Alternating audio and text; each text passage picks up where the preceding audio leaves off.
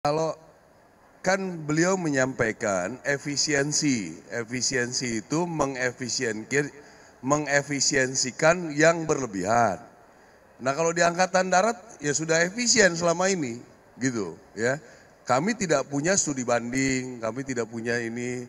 Kegiatan kami itu sudah terprogram dari sejak awal dengan baik, gitu. Jadi hampir tidak ada kita kecuali mungkin BPD pengurangan sedikit lah. Kalau secara anggaran keseluruhan malah harus ada penambahan karena pembentukan batalion itu. Di situ juga kami mencoba mengevaluasi apa yang sudah kami lakukan. Mudah-mudahan itu nanti akan bisa jadi lebih baik lagi dan juga sesuai dengan kebijakan dari mulai Presiden, Menteri Pertahanan khususnya, TNI dan juga kami di Angkatan Darat. Saya kira itu yang ingin saya sampaikan. Ada pertanyaan? Ya, silakan.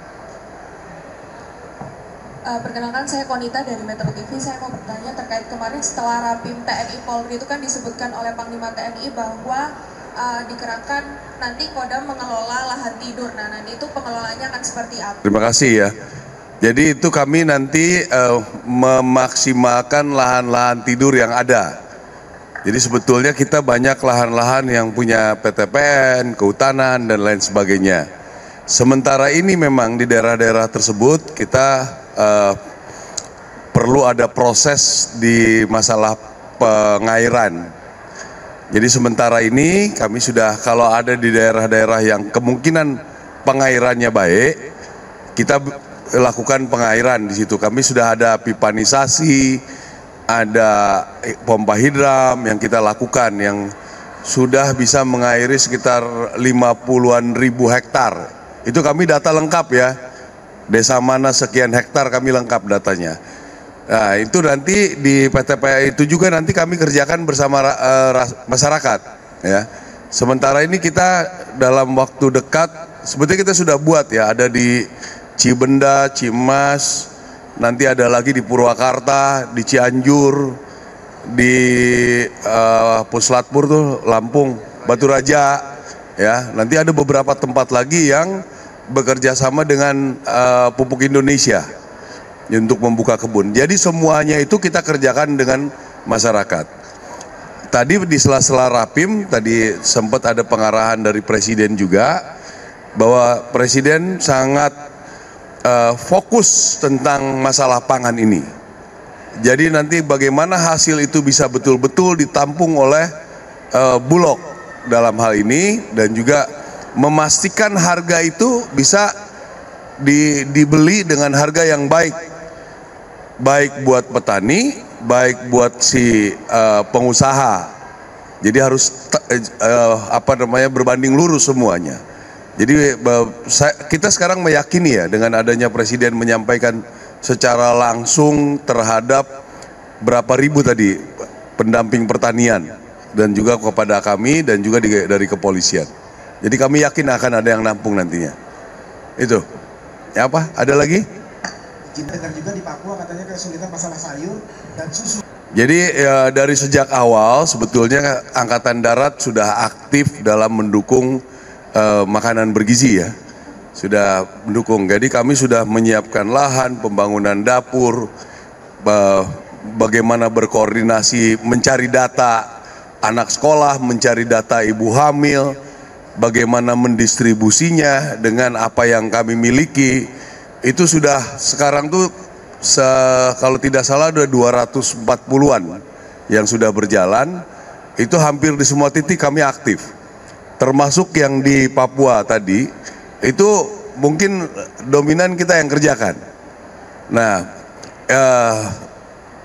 tadi juga sempat disinggung oleh, mungkin nggak tahu dengar nggak pengarahan dari Pak Luhut, bahwa di proses-proses ini ada segala macam kekurangan. Saya kira ini sudah sangat luar biasa bisa diselenggarakan di 200 sekian titik dalam waktu 3 bulan di kondisi Indonesia yang seperti ini. Dan Presiden akan mengupayakan dalam 1 tahun ini akan semaksimal mungkin itu. Jadi prosesnya nanti setelah ada demand pasti ada supply. Cuma karena perlu proses saja. Kalau dikatakan tadi sayur wah ini pasarnya udah ada nih, mereka langsung berpikir untuk nanam. Nanam ini kan prosesnya sampai 4 bulan. Nah mereka juga kadang-kadang nggak ngerti nih nanti bagaimana sistem pengambilannya, pembeliannya. Nah inilah mungkin yang nanti kami akan dampingi nantinya.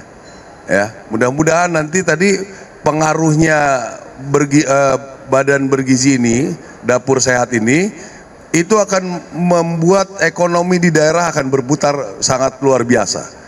Kalau hitungan dari badan bergizi itu bisa sampai 7-8 M kalau nggak salah di setiap tempat. Jadi ini sangat berpengaruh sekali. Ya, apa? Oh, untuk kesehatan juga ya kami akan petunjuk dari Presiden yang pada saat itu sejak beliau dari Menteri Pertahanan, kita akan membentuk 100 batalion. Nah 100 batalion ini di sela-selanya kita harap paling tidak di setiap Kodam itu nanti ada batalion kesehatan. Ya, kita di beberapa batalion kesehatan di Kodam ini sudah ada rumah sakit lapangan. Nanti kita bisa maksimalkan itu semua. Ya. Sementara yang belum ada mungkin kita kerjakan manual nanti pemeriksaan kesehatan. Kira-kira gitu. Ya, ada lagi? Enggak, kalau kan beliau menyampaikan efisiensi itu mengefisiensikan yang berlebihan.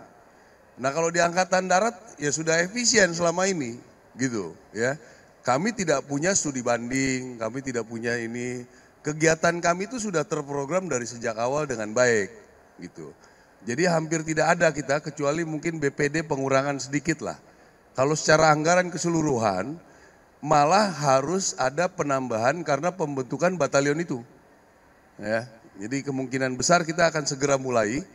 Ini butuh proses administrasi. Dalam waktu dekat kita akan. Ya, ini dalam waktu dekat kita sudah mulai wirefing nih. Sekian puluh ribu nanti anggota baru. Jadi saya pikir di Angkatan Darat khususnya tidak akan ada kendala banyak untuk segala macam udah kebijakan ini. Ya. Ada lagi? Cukup? Ya. Jadi kami ini kan punya yayasan, ada YAKEP, ada juga koperasi yang sudah menghasilkan dana, sehingga sebetulnya kita sudah melakukan ini secara rutin. Jadi malah nanti kalau misalnya nanti usaha-usaha kita bisa berjalan baik, ya ada Balai Kartini, ada Persit yang mau berangkatkan. Mudah-mudahan kita bisa lebih memperbanyak atau rutinitasnya kita bisa tingkatkan, gitu. Jadi anggota-anggota yang sekarang berangkat ini setiap korem berangkat 1 orang. Nanti ada yang sangat prestasinya menonjol, itu bisa berangkat dengan istrinya. Itu yang sudah ada klasifikasinya sudah dibuat oleh Kabintal dengan spers kita untuk memberangkatkan orang-orang yang berangkat umroh.